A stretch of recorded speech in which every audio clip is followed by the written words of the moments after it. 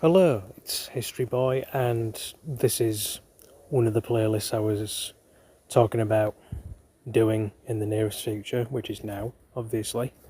And this is episode 1 of History Boy's Warriors. And this is a bit of a. I like to find relatively obscure things or obscure things about. Fairly addressed things about people and so on. So this is about gun jumpers, which is probably where the term jumping the gun came from, or at least got popularised. And these were American volunteers that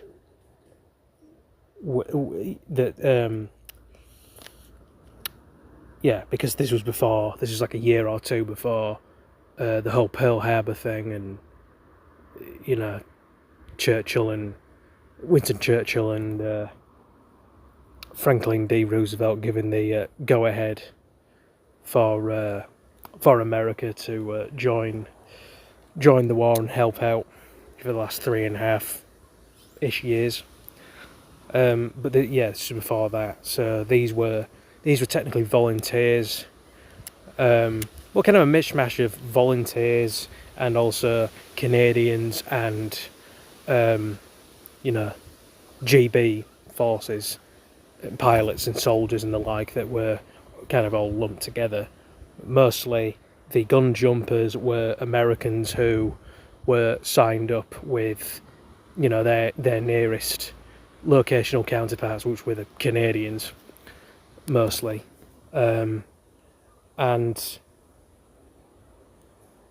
And actually, I think it was mainly backed. It was actually backed by Charles Sweeney, an American businessman who was living in London and would have been around during the Blitz thing. So he actually founded the Eagle Squadron,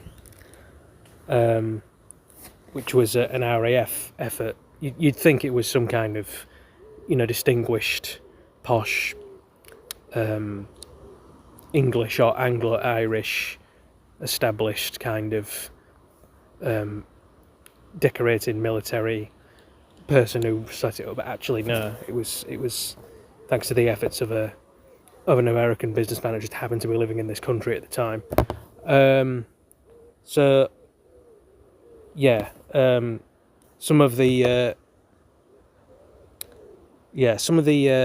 from what I remember, the even though America wasn't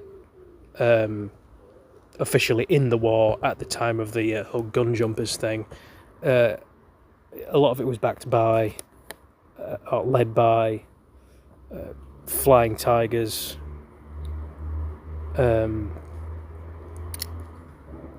leader, Air Force leader Claire Lee Chennault, who was an American, like Charles Sweeney, and a lot of those volunteers already saw action alongside the actual, our RAF, my neck of the woods RAF, for those who were from outside the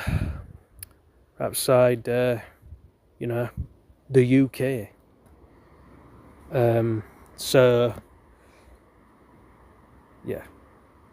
Just came out here for a bit of peace and quiet, bit of change of scenery for the recording, and just an excuse to let the wind blow through my hair, because you can see it's all. Look at that, Neapolitan. You sexy beast. Sorry about that. A lot. As many as I really should memorise these things, but one skim reading can't be arsed, and need to work on that. There were as many as 9,000 Americans actually joined up with the Canadians. So, see, this is the kind of stuff I like, where it's obscure things that get overlooked. in this case. It's like, technically, I was looking into it. Did the Americans take part in World War II before the whole Pearl Harbor thing and all the GI stuff in between and afterwards, and like in the Battle of the Roa and all the rest of that, which I did an episode on battles, wars, and conflicts. So if you want to check that out, if you haven't already. Anyway, there's still obviously future subscribers and all the rest of it, so who knows. But anyway, let's see. Yeah.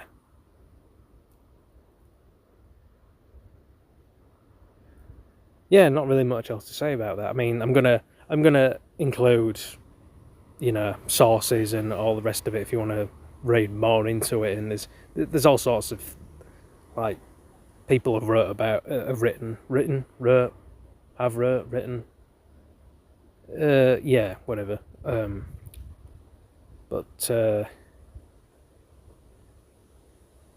Yeah, just going to put the sources in there. Be sure to like, subscribe, comment if that's enthralling enough. One